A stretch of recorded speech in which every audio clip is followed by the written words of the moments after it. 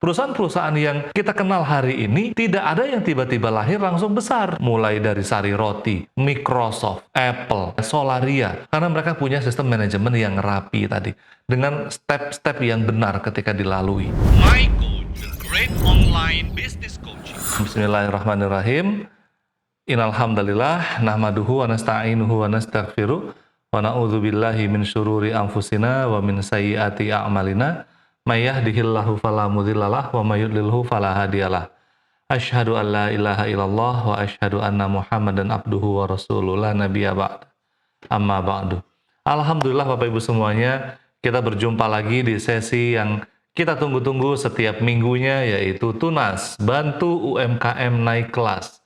Iya, pembinaan yang gratis yang kita berikan kepada UMKM seluruh Indonesia ini, ya, ini sudah sangat banyak membantu, ya. Sudah banyak menginspirasi, dan bukan cuma sekedar menginspirasi, tapi terjadi peningkatan omset, ya, terjadi peningkatan kapasitas bisnis. Nah, kalau mungkin boleh minta testimoninya dulu nih, siapa yang udah merasakan dampak dari Tunas ini yang sudah rutin mengikuti? Mungkin Bu Siti mungkin mau ngasih testimoni? Iya, terima kasih Bagus Coach. kan untuk ulang Iya, keduanya. silakan Bu. Ya, terima kasih Coach. Jadi kesan pertama kita itu mengikuti dari Tunas itu sendiri. Tadinya kita itu per bulannya dengan omset itu sekitar 20 sampai 25 juta gitu. Sekedar sharing ya Coach. Iya. Tapi ketika Coach itu mengajarkan bagaimana step by step-nya itu, dan kita mencoba untuk mengikuti. Halo. Iya. Dan ternyata itu kita kemarin itu bisa mencapai sampai di angka 40-an Coach. Wow, alhamdulillah, luar biasa, masya Allah. Sampai 40 juta, berarti omsetnya naik 2 kali lipat dong ya? Iya, benar sekali Coach. Biasanya kita itu di angka 20-25 gitu ya Coach. Ya sekitaran segitulah, kalaupun ini sampai 26 gitu. Nah itu kita udah mencapai itu karena Coach kan selalu selalu memberikan motivasi, apa nih target ke depannya, mau berapa nih gitu kan. Iya. Itu memiliki semangat dan tujuan itu gitu Coach. Masya Allah, luar biasa. Nah, kita jumpa kemarin di privat itu sempat Coach bilang gimana kalau misalnya untuk bisa dapat 100 gitu kan. Dan kita itu pengen mencapai dapat di angka segitu gitu Coach untuk saat ini. Amin. Mudah-mudahan. Jadi memang membantu sekali untuk kita berpikir, untuk kita memulai bisnis itu dari mana, terus kelemahan-kelemahan kita atau kelebihan-kelebihan kita itu dari mana gitu kan. Kita itu bisa membaca itu semenjak kita mengikuti Tunas ini Coach. Masya Allah, alhamdulillah. Salah satunya itu aja. Silahkan kepada kawan-kawan yang lain untuk memberikan testimoni terbaiknya. Iya, sama-sama Bu Siti, Masya Allah. Saya senang sekali mendengarnya ya. Omset naik 2 kali lipat ya, Masya Allah. Alhamdulillah. Bu Siti ini termasuk yang rutin mengikuti, karena memang kita juga rutin, konsisten setiap hari Selasa malam, atau kalau saya lagi safar atau ada keperluan mungkin digeser ke hari Rabu biasanya. Tapi itu jarang banget. Ya, kita udah konsisten, sudah berapa bulan ya, nggak terasa udah 1 tahun ya mungkin ya. Oke, nah bagi Bapak Ibu semuanya yang ingin hadir di sesi Tunas ya, bisa klik link di bawah ya, nanti untuk bagi penonton di YouTube ya, nanti bisa klik link di bawah ya, dan bisa daftarkan diri untuk ikut program ini. Nah, malam hari ini saya mau berbagi dulu ya, mau sharing-sharing dengan Bapak Ibu semuanya tentang apa itu bedanya pedagang dengan pebisnis. Nah, banyak orang selama ini dia merasa berbisnis padahal cuman berdagang doang ya. Nah, Bapak Ibu semuanya, tadi cerita dari Bu Siti kenapa omsetnya bisa naik 2 kali lipat. Nah, ini salah satunya ya, salah satu rahasianya adalah pola yang berbeda. Jadi kalau polanya masih sama, ya hasilnya akan sama. Gitu-gitu aja, nggak akan berubah. Mau ganti tahun 2024, 25, 26 sampai tua, ya begitu-begitu aja. Mungkin Bapak Ibu pernah lihat ada toko di mana kita sering belanja di sana, atau mungkin dekat rumah kita, atau mungkin itu saudara kita, atau mungkin itu kita sendiri, tokonya stuck. Dibilang mati enggak, dibilang gede juga enggak, ya stuck di situ-situ aja. Kenapa? Karena pola kerja yang berbeda. Pola kerja antara pedagang, ya, pedagang versus pebisnis. Nah, bedanya di mana, Coach? Kalau pedagang, sebenarnya dia bekerja untuk langsung menghasilkan uang.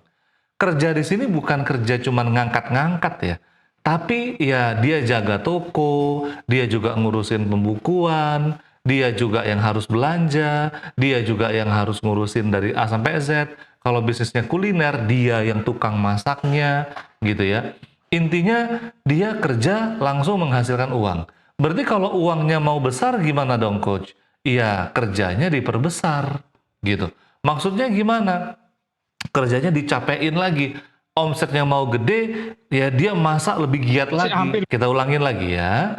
Jadi semakin gede omset, semakin gede uangnya, semakin capek si owner dari pedagang tadi. Gitu ya. Jadi bukannya semakin bahagia. Banyak sekali yang ketemu sama saya, Coach, kami di titik jenuh. Tiap pagi, ya ini sepasang suami istri ya, harus bangun, ngerjain orderan, terus istri packing, ya nanti siangnya buka lapak gitu ya, terus nanti ya gitu terus ya. Jadi hari-harinya habis hanya untuk jualan. Nah, bedanya dengan pebisnis, kita bekerja, kita membangun yang namanya aset. Nah, aset ini yang menghasilkan uang. Nah, sayangnya banyak pengusaha kita, banyak pedagang menilai membangun aset ini sama aset ini dengan gedung, ya, atau dengan mesin-mesin, ya, atau dengan barang dagangannya, ya. Kan Coach, saya punya gedung sendiri, saya punya toko sendiri, saya punya mobil sendiri. Nah, ini aset saya bertambah nih, Coach. Betul, itu aset fisik. Tapi yang dimaksudkan ya, di mana kerja menghasilkan aset, aset menghasilkan uang, aset yang dimaksud di sini adalah aset yang tidak nampak, tapi bisa dirasakan. Nah, ya, contoh aset yang bisa dirasakan adalah database konsumen. Jadi mulai dari sekarang harus didata konsumennya, ya. Nah, yang kedua ada aset berupa brand. Nah, ini banyak banget pengusaha yang menganggap brand itu sepele. Ya, bahkan ketika jualan keripik, keripiknya nggak dikasih label. Atau dikasih label seadanya aja. Gitu ya. Atau buka toko kelontong, ya, dia membiarkan toko kelontongnya itu dikasih gambar rokok, dikasih cover-cover produk-produk gitu ya. Bukan tokonya yang di branding. Harusnya tokonya yang di branding. Kenapa? Karena itu aset. Ya. Gimana asetnya? Nanti kita akan bahas ya. Dan satu hal lagi yang salah satu hal yang paling penting, aset yang paling kita harus bangun adalah tim. Karena tanpa tim tidak ada gunanya gedung yang kita punya. Tanpa tim tidak ada gunanya mobil, mode transportasi yang kita punya, mesin yang kita punya. Tanpa tim yang super, aset-aset fisik ya itu ternongkrong begitu aja.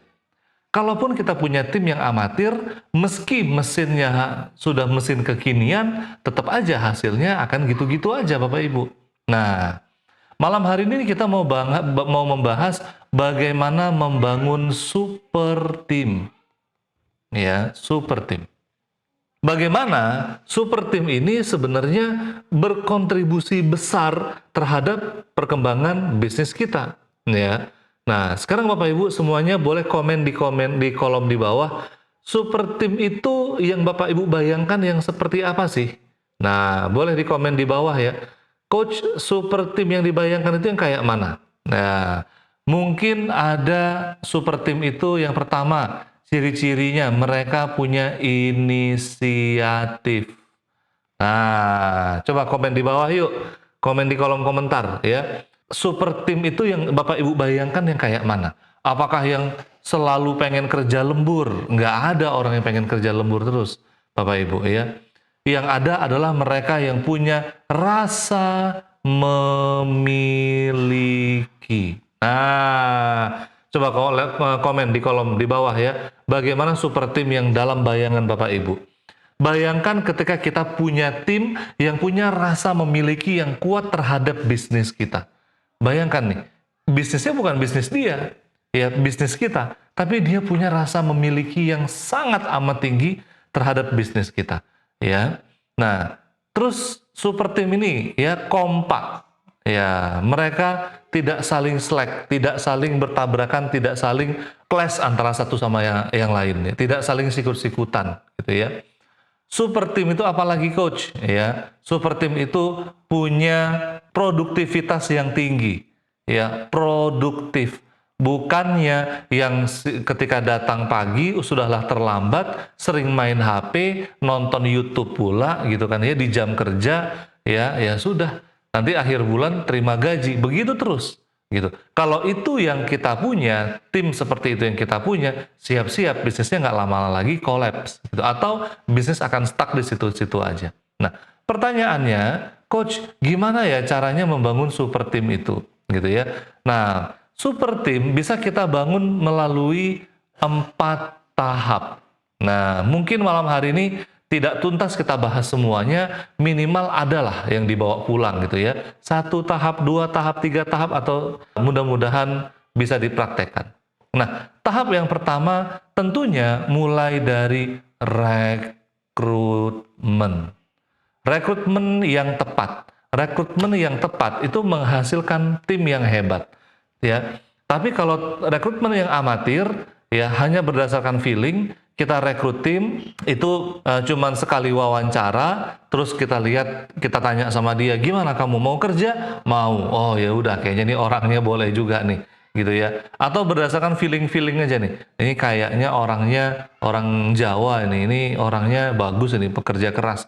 Ya dari mana kita menilai? Ya cuman dari fisik aja, ya dari insting aja. Yang itu bisa benar, bisa salah gitu ya. Nah, ini nggak benar Bapak Ibu, ya. Cara merekrut yang benar itu ada polanya, ya. Nah, sekarang saya screen share dulu. Sebentar. Oke, ini ada kesalahan sedikit. Baik. Saya langsung share screen aja dari sini. Nah, ini ya Bapak Ibu ya. Ada skema rekrutmen. Sudah kelihatan, ya? Skema rekrutmen. Nah, skema rekrutmen yang pertama adalah seleksi berkas. Jadi Bapak Ibu, ketika Bapak Ibu membuka lowongan kerja, pastikan Bapak Ibu seleksi berkasnya dulu. Dia ini sesuai dengan posisi yang diminta atau cuman cocokologi. Maksudnya cocokologi gimana coach gitu ya. Kita buka lowongan jadi admin, dia belum pernah jadi admin, cuman hanya modal dengan ngomong, saya mau belajar Pak. Nah, saya paling anti dengan kalimat, Pak, saya mau belajar, saya siap belajar. Saya nggak punya skill, tapi saya mau belajar. Jangan tertipu dengan kalimat itu. Kenapa? Karena kalau dia mau belajar, hasilnya pun masih coba-coba Bapak Ibu. Gitu ya. Maka pastikan di seleksi berkas ini, Bapak Ibu sesuai antara lamaran dengan berkas yang dia ajukan. Kemudian kita kumpulkan di aula. Jadi kita tes secara massal Bapak Ibu. Ya. Tes secara massal. Jangan tes satu persatu. Kenapa? Tes satu persatu tuh ngabisin waktu. Contoh nih, Bapak Ibu mau ngetes admin. Maka kumpulkan, mungkin ada di ruang tamunya Bapak Ibu atau di bisnisnya Bapak Ibu kan itu kan punya ruangan gitu ya. Kumpulkan di situ, kita coba tes percaya dirinya. Nah, apa yang mau kita tes? Ya, tes massalnya yang pertama adalah tes skillnya dulu, gitu ya.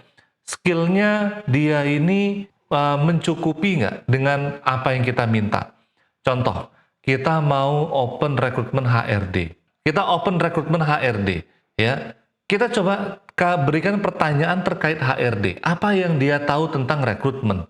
Tugas-tugas HRD.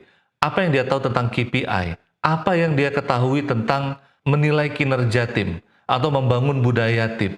Nah, ketika kita lemparkan pertanyaan itu, siapa yang menjawab? Siapa yang aktif menjawab? Siapa yang menjawab berdasarkan teori dan siapa yang menjawab berdasarkan pengalaman? Nah, ketika kita tes massal, waktu kita lebih hemat daripada kita panggil satu persatu. Karena biasanya kalau seleksi berkas ini, ya ketika kita iklan dengan iklan yang benar, iklan yang tepat, ya itu yang masuk itu akan ada ratusan pelamar. Maka kalau diseleksi satu persatu itu bisa berbulan nggak selesai, dan itu pun belum tentu dapat orangnya, ya sayang banget. Maka kumpulkan di aula, lakukan seleksi massal. Apa yang diseleksi adalah skillnya. Maka terlebih dahulu Bapak Ibu buat petakan skill apa yang dibutuhkan, ya Bapak Ibu buat, ya buat tabel begini, ya. Nah, tabel skill gitu ya, tabel skill.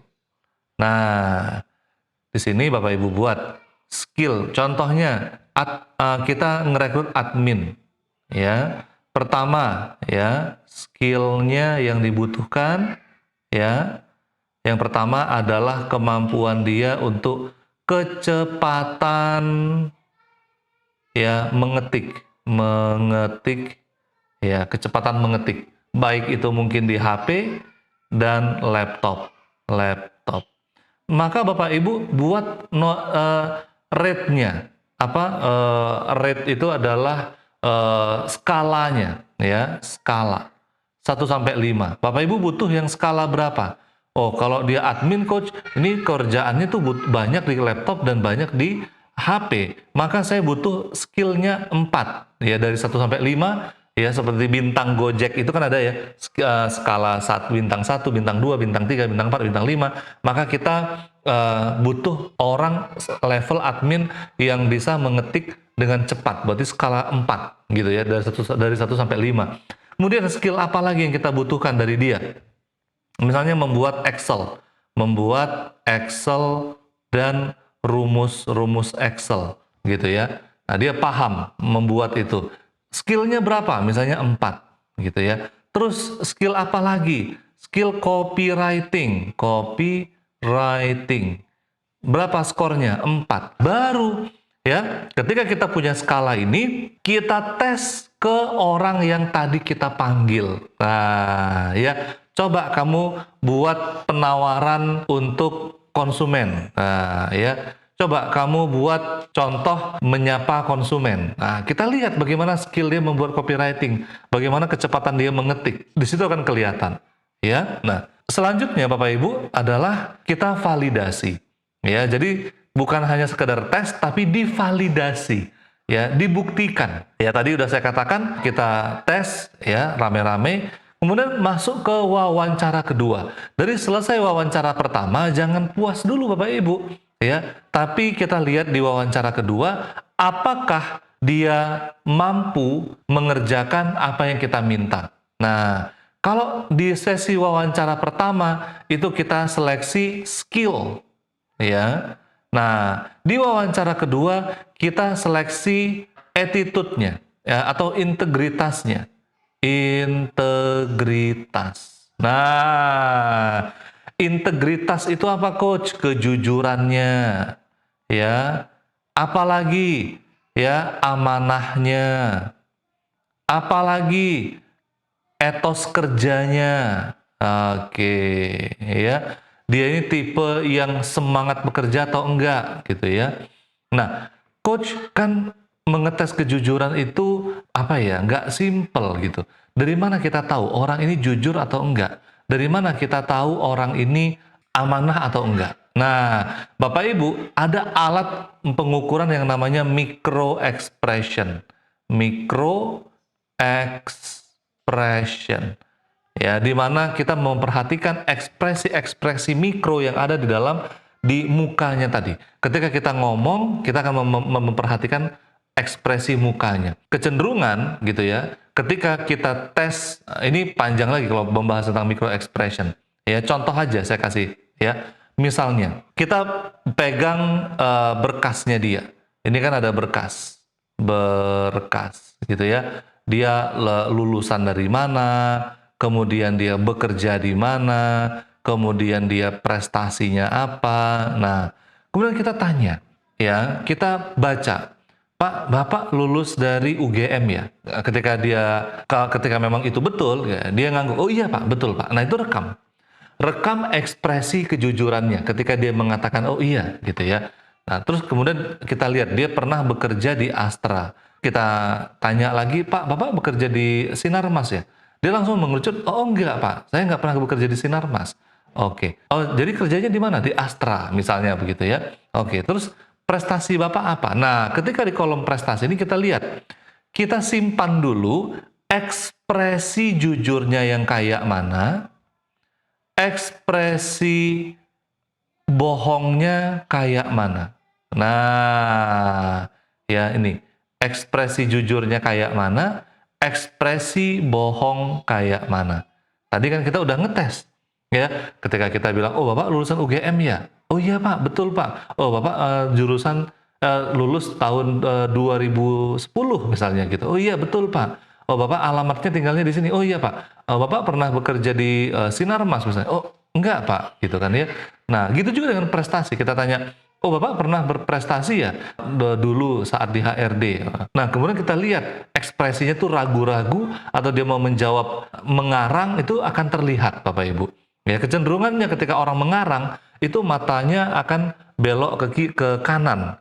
Ya, tapi ketika dia belok ke kiri, matanya itu lebih banyak melihat ke kiri, itu berkatanya lebih ke jujur. Bisa juga terbalik gitu ya, tergantung orangnya. Makanya ini ilmu tersendiri lagi dengan micro expression ini gitu ya. Nah, terus Bapak Ibu semuanya, ketika sudah kita validasi, kita wawancara yang ketiga lagi. Kita mau wawancara apa, Coach? Gitu ya. Tadi sudah ada S, skill-nya kita wawancara. Kedua, integritasnya kita wawancara. Yang ketiga ada passion. Nah, passion. Passion ini adalah hasratnya. Hasrat bekerjanya. Dia ini punya passion nggak di bidangnya? Maksudnya passion itu apa? Dia bahkan nggak dibayar pun mau ngerjakan itu. Ya, dia bahkan dengan sukarela di waktu senggangnya dia mau mengerjakan itu. Itu adalah passion. Ya, gerakan batinnya, bawaan lahirnya gitu ya. Kalau dia di HR atau di HRD divisinya, dia memang senang ketemu orang, senang ngobrol, senang berinteraksi. Ya, kalau dia di bagian marketing, dia memang senang jualan. Dia memang senang menawarkan produk, nggak sungkan, nggak takut ditolak. Nah, ini adalah sederet 3 poin yang kita harus tes dari calon ya kandidat ya rekrutmen kita tadi. Ya, tadi ketika mau membangun tim yang super, kita butuh apa? 4 tahap tim yang super. Yang pertama adalah rekrutmen. Ya, nah kita kembali lagi ke proses rekrutmen tadi, Bapak Ibu. Setelah wawancara ketiga, kita validasi lagi, ya, dan terakhir kita masukkan ke masa probation atau masa percobaan. Masa percobaan ini bisa macam-macam. Kalau saya biasanya tes seminggu dulu. Yuk kita tes seminggu, kita bayar harian. Kalau kita lihat seminggu itu cukup, atau kita tes 2 minggu. Kalau 2 minggu itu nampak passionnya, nampak kejujurannya, nampak totalitasnya, nampak hasrat dia untuk bekerja, nampak dia orangnya sungguh-sungguh, oke, kita gas. Kita kontrak 1 bulan, kita kontrak 1 tahun gitu ya. Tapi kalau dalam 2 minggu dia terlambat gitu ya, atau baru kerja di awal sudah banyak izinnya, sudah banyak alasannya, itu biasanya saya nggak lanjut. Nah, ya, setelah masa probation baru perikatan kerja. Nah, inilah alur dari bagaimana kita menemukan tim yang tepat, yaitu melalui rekrutmen. Nah, jadi 4 tahap membangun super tim, ya, super tim, ya, itu sudah kita bahas ya sepintas. Lalu apalagi coach yang dibutuhkan untuk membangun super tim?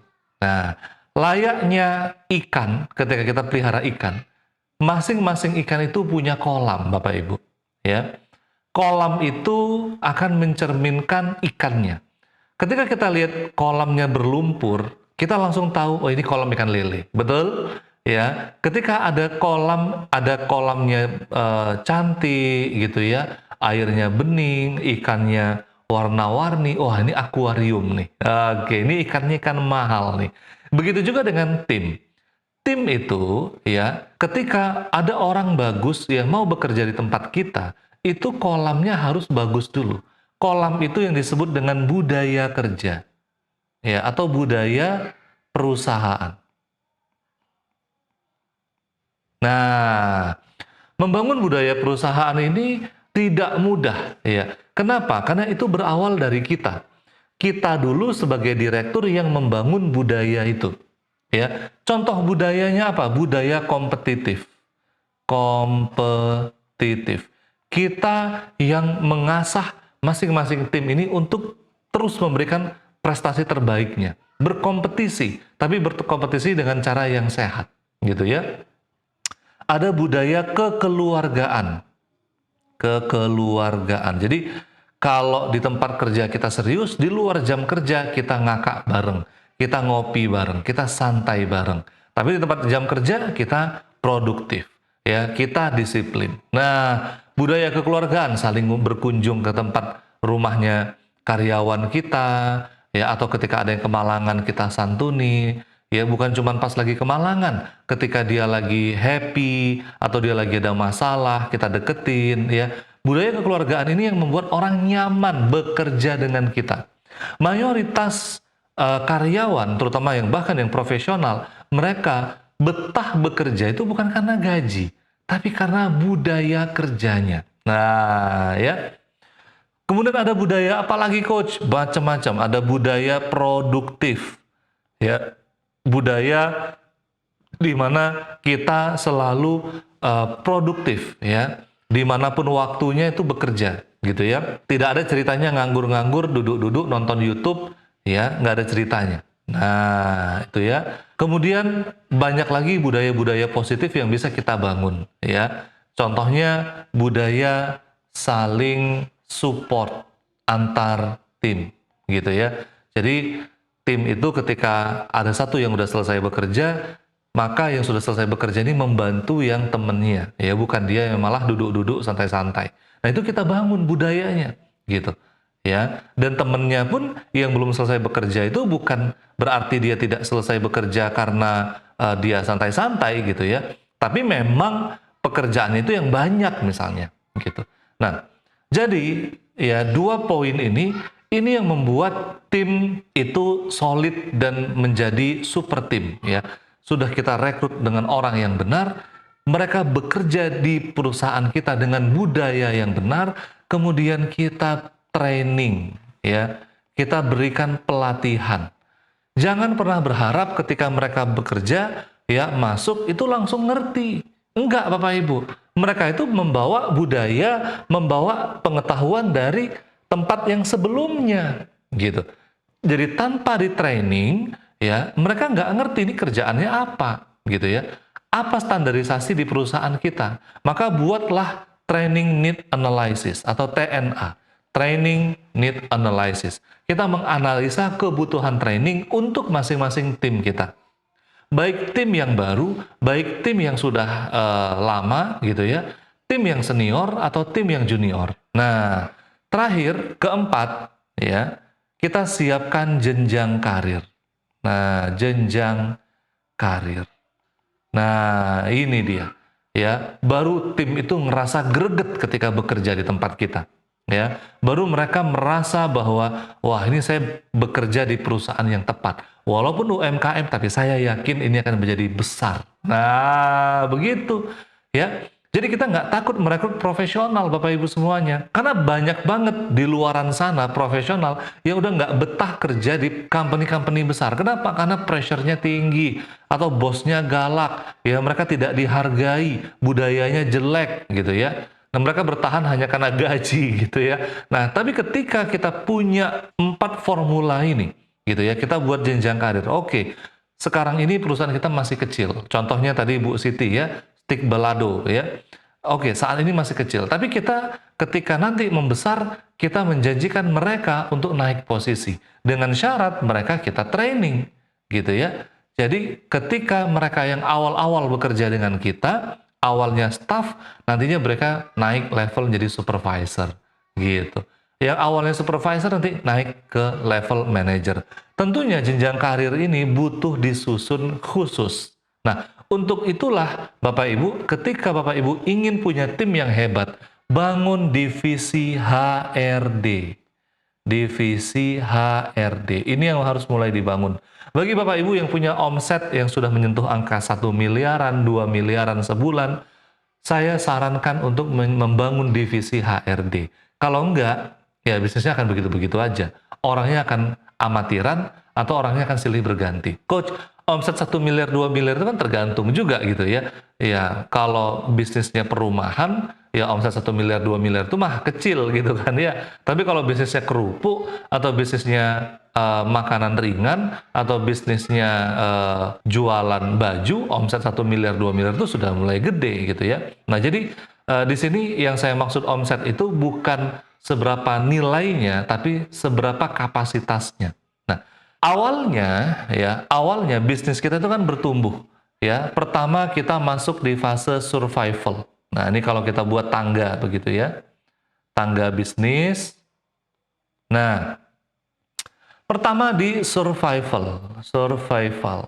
Ya, kita berjuang ya, berjibaku bagaimana bisnis kita ini bisa bertahan ya. Maka yang kita harus lakukan di sini adalah genjot salesnya, ya, perkuat penjualannya. Intinya omset.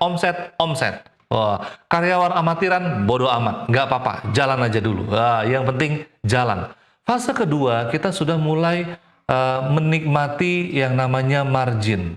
Oke, alias keuntungannya yang mulai tebel gitu ya.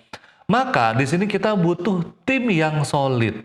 Nah, tim yang solid ini bisa mulai kita cicil ya untuk merekrut 1 orang atau 2 orang yang profesional gitu ya.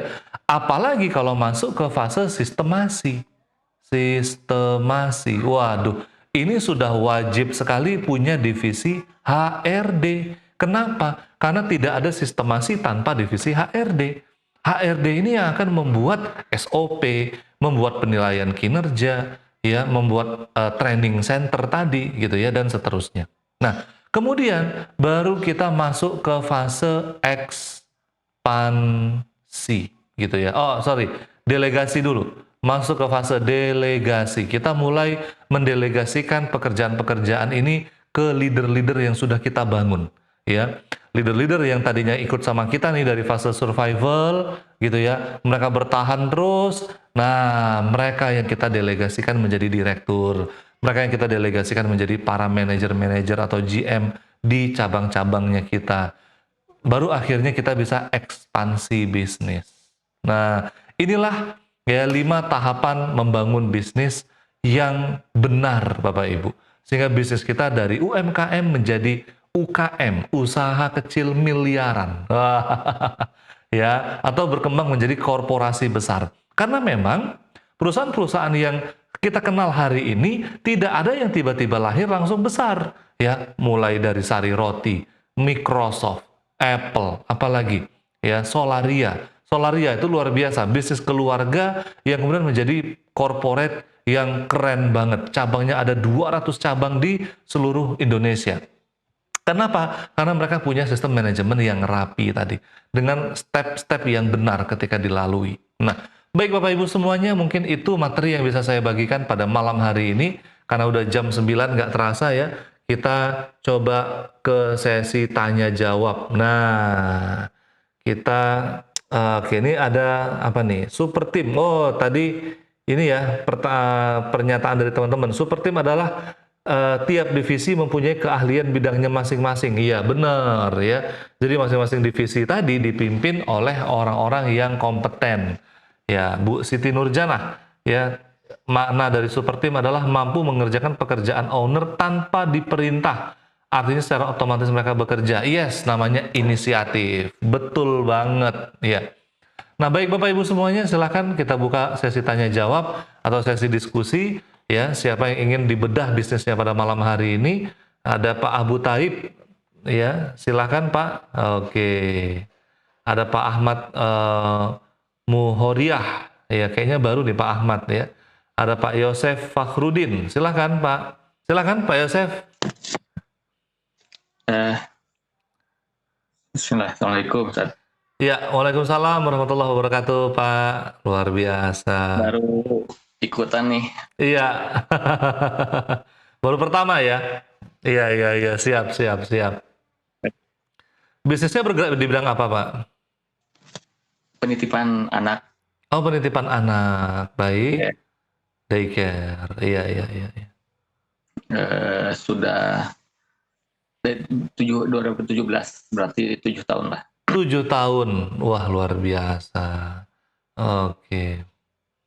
Ya, alhamdulillah kita mensyukuri lah, selama 7 tahun ini bisa fight gitu, masih berjalan gitu ya. Iya. Namun ternyata kita terus harus meningkat dan berkembang gitu ya. Nah, ya di sini harus terus banyak belajar ya. Iya. Apa tantangan terbesarnya yang Bapak rasakan di daycare ini, Pak? Manajemen mungkin. Manajemen, iya. Masih belum efektif. Jadi saya sebagai katanya sih ya, posisi di yayasan nih. Iya. Tapi masih kalau belanja beres-beres masih turun juga gitu. Oke. Stafnya ada berapa? Timnya, Pak? Timnya tuh guru dan pendamping itu 14 kurang lebih. 14. Baik. Ada koki, terus ada juga ada office boy ada gitu. Namun dirasa memang belum efektif nih gitu. Oke. Apa bagian yang belum efektifnya yang kalau Pak Yosef lihat nih?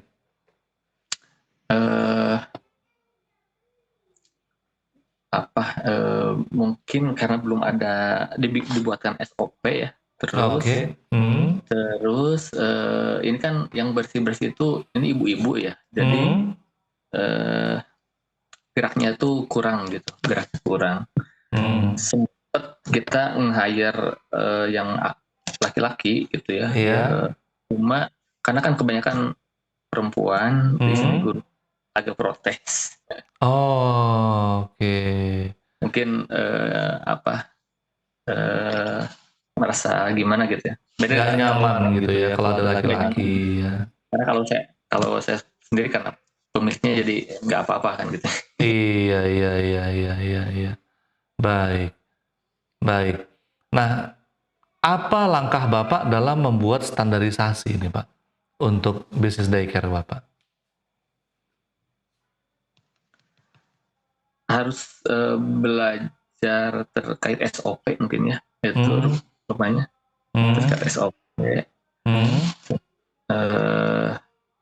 Terus mungkin juga harus tega gitu ya. Oke. Selama ini kita tuh ya udah nggak apa-apa, padahal harusnya sih nggak boleh gitu. Oke. Berarti yang Bapak butuhkan pertama itu adalah peraturan perusahaan. Itu yang dibuat dulu. Atau udah ada peraturan perusahaan? Peraturan belum. Dibuat dulu. Siap. Iya, apa aja tuh isi peraturan perusahaan? Coba kira-kira apa aja isinya, Pak? Peraturan perusahaan. Seperti jam kerja. Jam kerja, betul. Terus apa lagi? Terkait izin. Terkait izin, apa lagi? Yang terbaru ini ada cuti. Karena kita belum selama ini belum pernah ada yang cuti ya. Iya. Jadi pas kemarin ada guru yang mau menikah. Oke. Cutinya tuh dari bulan Desember. Oke. Jadi panjang banget ya. Januari. Ini belum kepikiran gitu ya. Iya. Kan biasanya kalau cuti hamil atau melahirkan lah wajar. Gitu. Ini mah cuti mau menikah, panjang banget. Masya Allah. Bayangkan kalau di situ ada 3 atau 4 orang yang mau menikah, bisa bubar itu semuanya gitu ya. Kebetulan memang kita masih pada garis-garis ini. Iya, dan memungkinkan dong. Justru karena pada garis-garis semua kan nantinya ini Bapak ada mau menikah semua kan gitu kan ya. Kalau ada yang berbarengan mau menikahnya gimana tuh nanti? Iya kan? Iya. Ya. Terus terkait tadi jam kerja betul ya. Terus peraturan perusahaan itu juga terkait dengan hubungan antar sesama tim. Bagaimana ketika terjadi masalah. Nah, ada Slack. Apalagi nih kalau para perempuan yang dipimpin gitu ya. Para perempuan ini kadang-kadang mereka punya masalah antara satu dengan yang lainnya. Saling ngomong-ngomongan, saling nggak enakan, nggak tegur-teguran gitu ya. Betul? Ada. Betul, ada yang gitu. Nah, itu juga dituangkan dalam peraturan perusahaan. Iya, iya. Ya. Nah, sip. Jadi dibuat dulu peraturan perusahaan ya, Pak. Ya? Ya. Oke, siap Pak Yosef. Terima Ya. kasih. Sama-sama. Semoga bisa dipraktekkan ya. Nah, ini ada Pak Faisal yang angkat tangan nih. Waduh, Masya Allah. Assalamualaikum Pak Faisal. Waalaikumsalam warahmatullahi wabarakatuh. Masya Allah. Gimana kabarnya? Alhamdulillah, biiznillah, sehat-sehat. Alhamdulillah. Baru gabung coach karena baru datang. Oh iya, nggak apa-apa. Siap. Gimana? Apa pertanyaannya nih Pak Faisal? Mungkin bisa nyalakan kameranya. Oke, lagi di rumah nih kayaknya ya. Ya, pertanyaan mengenai yang kemarin itu coach. Iya.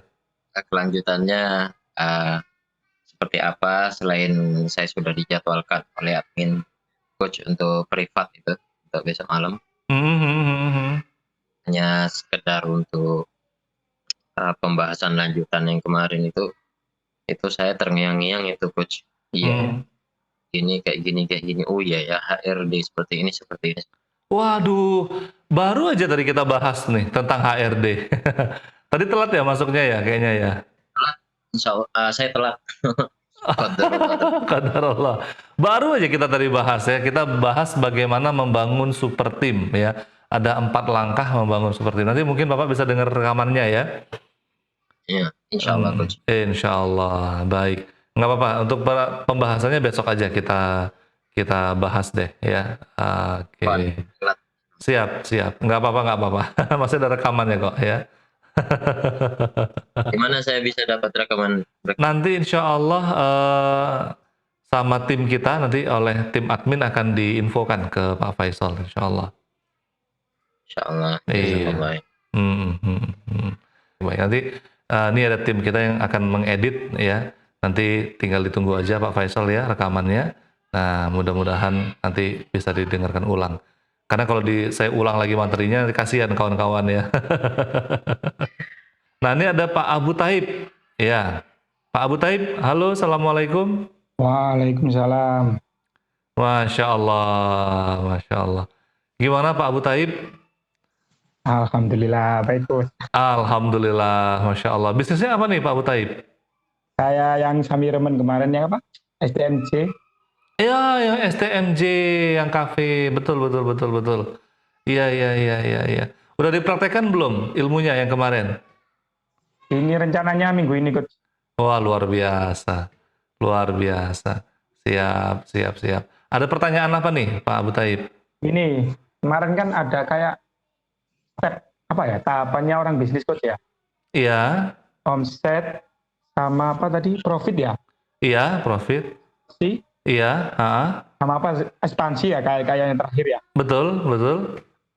Ini indikasinya kita di tahap omset gimana, di tahap profit gimana. Terus budget ini seharusnya dialokasikan kemana Coach? Oke, Masya Allah. Pertanyaannya luar biasa nih, bagus sekali nih ya. Bagaimana budgetingnya ya? Budgeting untuk marketing gitu ya? Budgeting untuk apa lagi? Iya betul. Oke. Baik, ini pertanyaannya luar biasa Pak Abu Taib. Oke, saya akan screen share dulu ya tahapan-tahapannya. Baik. Nah, ini dia nih. Iya. Pak Abu Taib bisa dilihat Bapak Ibu semuanya ya. Bisa dilihat ada 5 tangga bisnis yang tadi saya juga bahas ya. Ada fase omset atau fase survival. Fase survival ini yang penting omset, ya. Nggak penting timnya bagus atau enggak, timnya profesional atau enggak. Nah, di fase omset ini kerahkan semua energi untuk jualan. Kalau Bapak Ibu nggak punya tim yang jago jualan, minimal Bapak Ibu yang jago jualan. Ya, Bapak Ibu belajar copywriting, Bapak Ibu belajar tentang cover selling, Bapak Ibu belajar tentang apa lagi? Direct selling, ya. Belajar pokoknya tentang selling, selling dan selling. Nah, tenaga yang dibutuhkan di sini hanya sebatas helper atau pembantu, helper aja, ya, untuk di fase omset ini. Dan coach, kalau saya mau punya anggaran nih gimana nih coach, gitu ya? Anggaran untuk saya promosi. Nah, sebisa mungkin di fase survival ini anggarannya dimepet-mepetkan, alias gunakan yang organik. Gunakan dulu yang organik. Maksudnya yang organik gimana coach? Yang nggak berbayar, ya.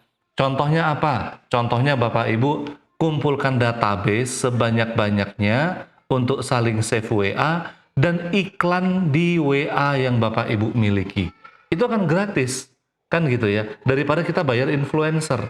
Influencer itu kan sebenarnya dia punya database, dia punya pengikut, dia punya follower, dan dia ngeblast ke followernya, atau dia apa ya ibaratnya sharing ke followernya. Ini loh ada tempat makan yang enak nih, tempat nongkrong yang asik nih gitu.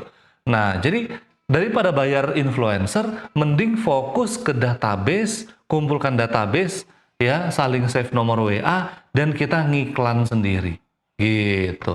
Atau kalau kita mau gunakan Instagram, ya maka gunakan Instagram yang organik, atau Facebook yang organik dulu. Ya, rajin-rajin komen, rajin-rajin saling berinteraksi dengan audiens. Intinya, kalau di fase merintis ini, ya budgetnya memang mepet. Nah, kalau di fase margin, ya, itu ada fase di mana kita sudah punya tim, gitu. Maka, saran saya budgetnya dialokasikan untuk gaji tim yang profesional. Walaupun satu. Nah, jadi gaji tim ini komponen yang besar. Kenapa? Karena di fase margin ini, produk kita sudah mulai fit, sudah mulai ketemu nih antara produk dengan customernya, sudah banyak mulai repeat order, sudah mulai orang-orang mengenal produk kita dan mereka suka langganan gitu ya. Nah, maka kalau tim marketing kita itu tumpul atau tim HRD kita itu tumpul, ya siap-siap bisnis kita akan gitu-gitu aja. Ya, maka komponen yang paling besar yang akan keluar itu di gaji tim. Ya, selain juga ada komponen biaya iklan. Kalau di fase sistemasi, ya, maka biaya terbesar kita adalah membangun sistem itu sendiri. Apakah sistem itu dibangun kita butuh tim, ya. Nah, di sini ada tim HRD. Tim HRD ini membangun SOP. Tim HRD ini membangun mengukur kinerja berbasis KPI atau Key Performance Indicator, ya, atau indikator kinerja dari tim kita, gitu ya. Nah, kemudian kita mungkin membutuhkan software di sini, gitu ya, untuk mensupport dari kegiatan operasional kita atau kegiatan manajemen kita. Nah, dan di fase delegasi sama, ya, yang paling besar budget kita di sini juga adalah menggaji tim yang profesional. Karena tim yang kita pekerjakan itu sudah mulai ada level direktur, level manager, dan seterusnya, gitu. Nah, pertanyaannya Pak siapa tadi? Pak Abu Ulil. Iya, Pak Ulil ya, Pak Abu Taib. Ya, Pak Ulil, Nah, ya. Pak Ulil, iya baik. Gimana Pak Ulil? Oh gitu coach ya. Iya, Ini kak, ini kan sudah ada pelanggannya, sudah ada pelanggannya. sudah ada yang loyal. Berarti seharusnya saya di fase margin coach ya. Ah, betul, di fase margin. Omsetnya rata-rata berapa, Pak?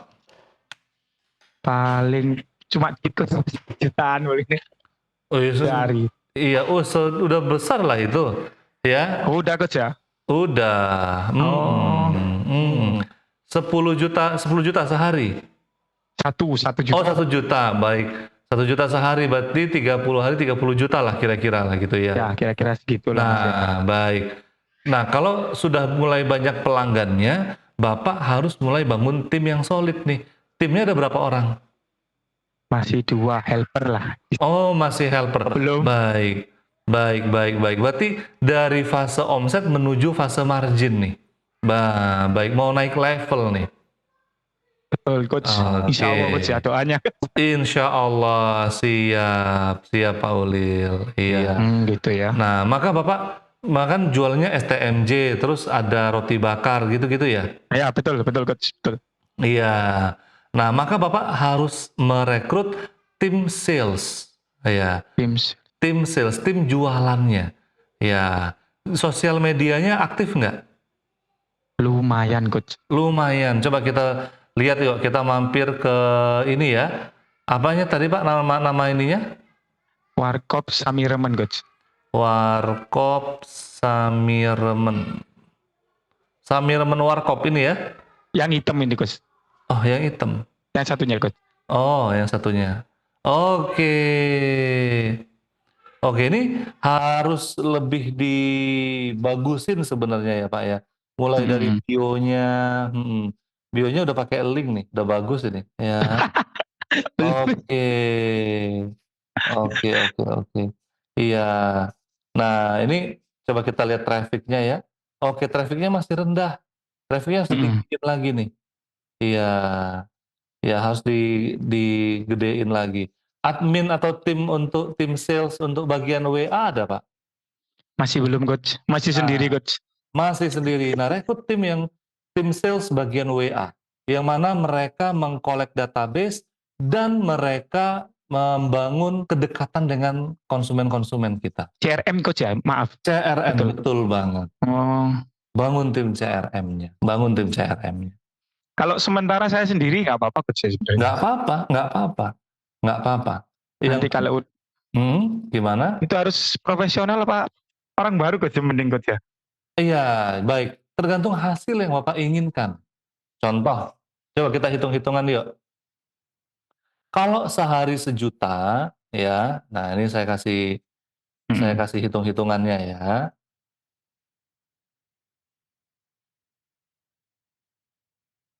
Baik, sudah kelihatan ya Pak ya? Iya, kelihatan. Sudah kelihatan, kita coba. Yuk, 1 hari itu 1 juta.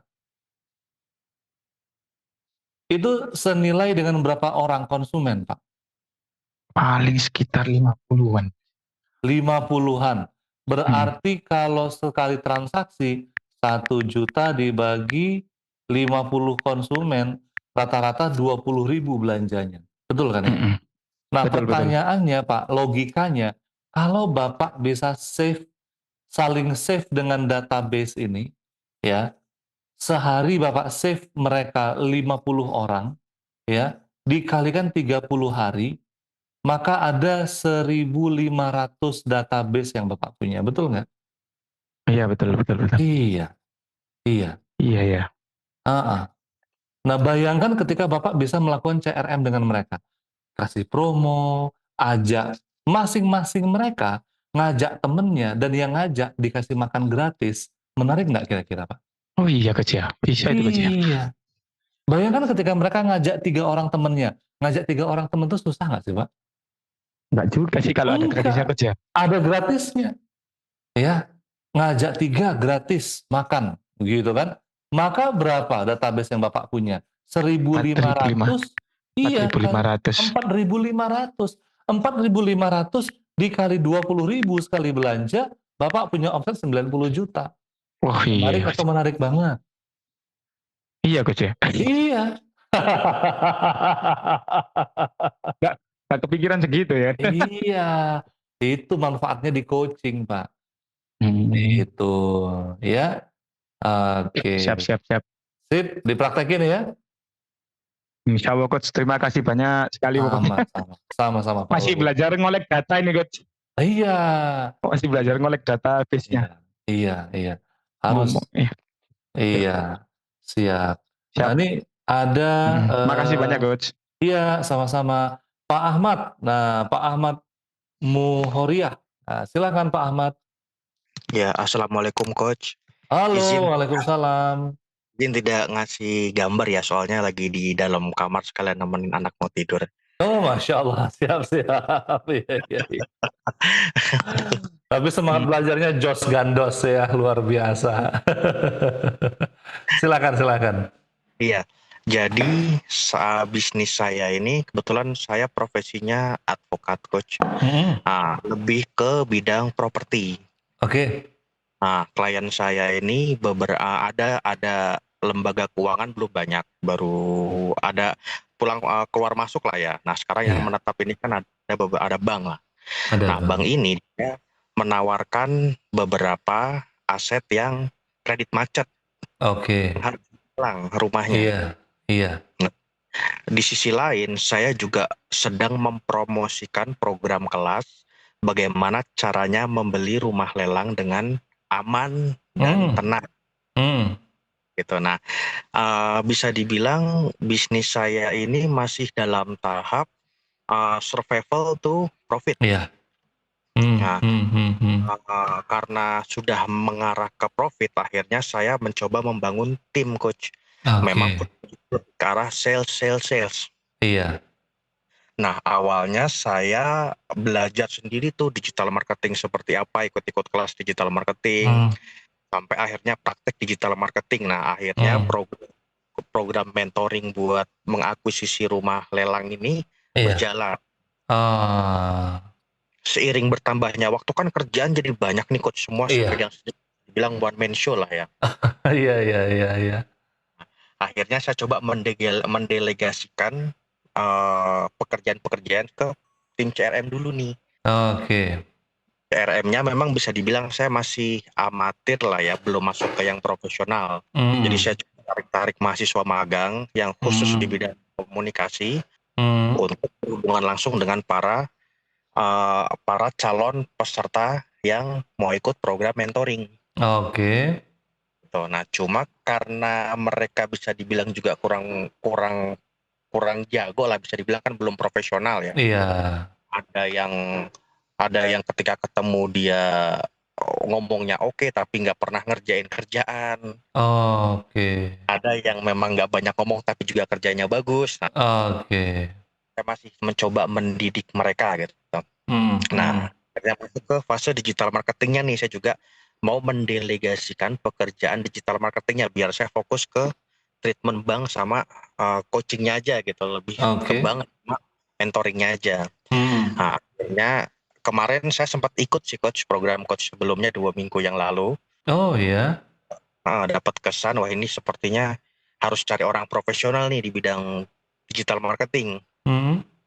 Gitu, akhirnya saya mencoba mencari salah satu agensi digital marketing lah ya. Ini baru jalan sekitar 1 minggu, cuma saya ngerasa kok jadi agak bimbang nih karena nggak tahu hasilnya belum sesuai ekspektasi. Nah, kira-kira keputusan ini benar apa enggak sih, Coach, kita kasih ke mendelegasikan itu? Baik.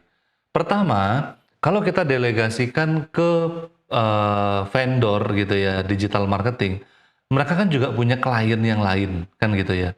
Nah, keseringan mereka nggak fokus untuk menggarap konten-konten kita, digital marketing kita.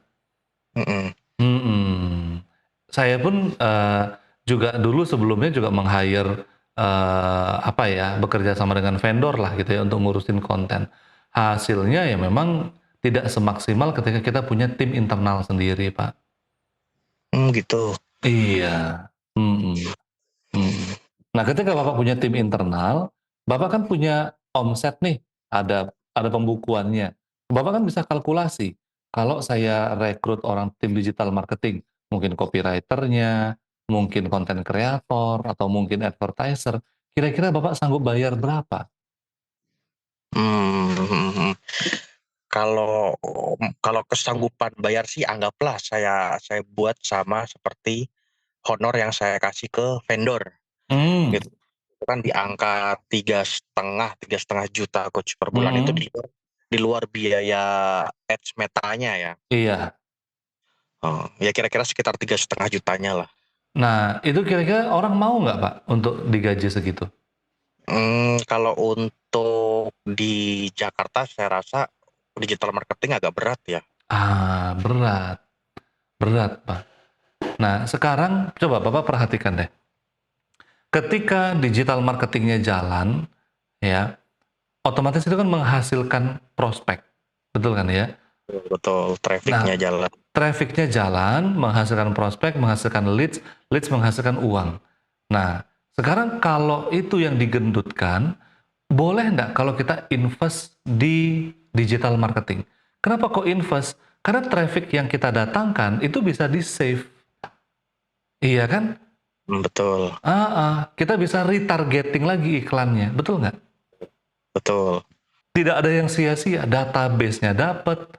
Nah, jadi daripada Bapak invest ke yang lain-lain, misalnya gedung, investasi kemana, lebih bagus investasi ke tim.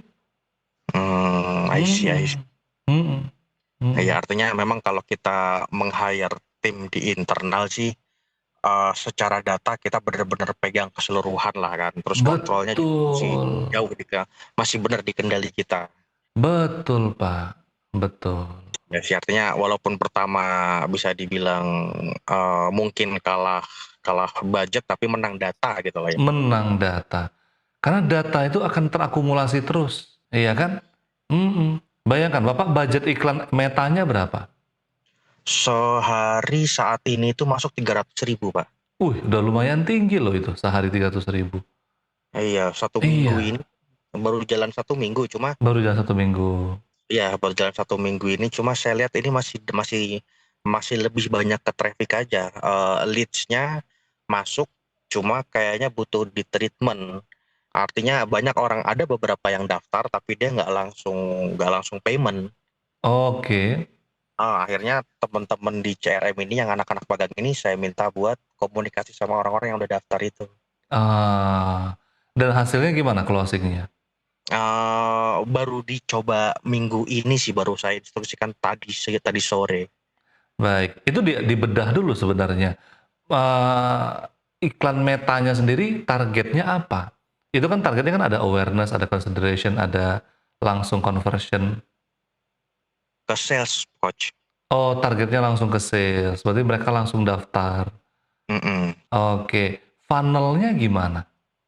Funnelnya ini lebih ke pertama ya orang yang sedang mencari properti. Oke. Ya sudah masuk kan, dari orang yang mencari properti itu ada yang memang untuk rumah pertama atau investasi. Iya. Nah, kalau untuk rumah pertama berarti kan targetnya kita mentoring dia biar dia bisa dapat aset dengan harga yang murah dengan cara lelang. Bukan. Maksud saya funnelnya itu misalnya nih contoh ya, dari iklan terus mereka klik itu ke landing page gitu kan. Nanti setelah dari landing page kita dapat database-nya mereka, terus kita retargeting ulang lagi untuk iklan berikutnya, atau bagaimana? Iya, betul seperti itu, Coach. Betul ya, seperti itu ya. Iklan, dia masuk ke landing page, dia tertarik di form. Kalau memang dia langsung bayar, dia langsung bayar. Kalaupun nggak bayar, ya dia datanya kita pegang. Datanya dia kita pegang. Dari mulai WA sampai email, ya. Nanti kita yang retargeting ulang datanya. Udah bagus itu, Pak. Sudah bagus. Funnelnya sudah oke. Iya. Sabaran aja kali ya, kesabaran. Bangun tim internal digital marketing ya, artinya betul. Step dari vendor nanti ditarik ke internal gitu. Internal, iya. Karena kita bisa lebih maksimal nanti di sana untuk nge-push mereka. Iya sih, memang tadinya juga saya berpikir begitu. Sekarang kita eksternal dulu, sambil ke depan mungkin kita akan siapkan tim di internal sendiri. Tapi paling enggak kalau kita langsung lempar ke vendor, tadinya saya pikir kalau langsung lempar ke vendor ya mereka karena memang fokusnya di digital marketing ya harusnya expert di bidang itu gitu. Memang, cuman kan tergantung lagi, mereka punya klien, mereka punya kesibukan yang lain, bener kan? Iya, nggak salah juga gitu. Ya kan kliennya bukan cuman kita gitu. Nah, jadi permasalahannya tuh banyak orang berpikir, ini orang kan udah profesional, mereka udah keren nih, udah ilmunya udah mateng. Oke, ilmu yang mateng belum tentu eksekusinya juga mateng. Eksekusi itu butuh fokus. Ketika orang profesional dan eksekusinya maksimal, maka hasilnya akan lebih dari kata memuaskan. Maka kan luar biasa hasilnya, insya Allah. Oke, oke. Oke. Ya, artinya kita harus lebih sabar sama mencoba membentuk tim internal digital marketing sendiri itu, Coach ya. Siap, siap. Bahkan kalau Bapak ngerasa berat untuk menggaji orang di Jakarta untuk di tim digital marketing, Bapak bisa membuat kelas remote. Bukan kelas remote atau tim remote. Bapak pekerjakan orang di kota lain dengan UMR yang lebih rendah, gitu ya. Dan dia yang mensupport tim digital marketing kita. Kan nggak mesti harus bekerja di ruangan yang sama. Iya sih, memang teknologi ini sangat membantu kita itu. Saya aja punya asisten itu di Jogja, Mas Ari yang jadi tim saya ini di Jogja asistennya saya. Saya punya tim advertiser itu di Salatiga. Oh. Iya, tim remote semua. Nah, tapi alhamdulillah jalan, insya Allah. Oh iya, kayaknya perlu banyak belajar nih sama Coach. Masya Allah, biiznillah ya. Mudah-mudahan nanti saya bisa bantu. Oke. Sip, Pak Ahmad ya. Oke, baik Coach. Iya. Allah. Oke, baik Bapak Ibu semuanya. Karena pertanyaan Pak Ahmad ini juga mengakhiri sesi tunas kita pada malam hari ini sudah jam 21.36 ya. Setengah 10, nggak terasa, sudah malam banget ya. Nah, alhamdulillah Bapak Ibu semoga bermanfaat apa yang kita sharingkan pada malam hari ini. Dan bagi yang belum kebagian untuk tanya jawab, untuk diskusi bisnis pada malam hari ini, bisa menghubungi nomor saya di 0813 717 90331 ya. Atau dicatat sekali lagi nih, 0813 717 90331 gitu ya. Nah, nantinya insya Allah ketika saya ada waktu luang, saya akan membantu Bapak Ibu, insya Allah ya. Dan mungkin ketika saya belum berkesempatan, maka Bapak Ibu bisa mengikuti forum yang gratis ini di sesi tunas ya, bantu UMKM naik kelas ya. Semoga apa yang saya bagikan ini menginspirasi dan bisa dipraktekkan, bisa menjadi pendongkrak bisnis Bapak Ibu semuanya dimanapun berada. Nah, sekian dari saya. Kita tutup dengan doa kafaratul majelis. Subhanakallahumma wa bihamdika asyhadu an la ilaha illa anta astaghfiruka wa atubu ilaik. Assalamualaikum warahmatullahi wabarakatuh. Sampai jumpa lagi Bapak Ibu semuanya.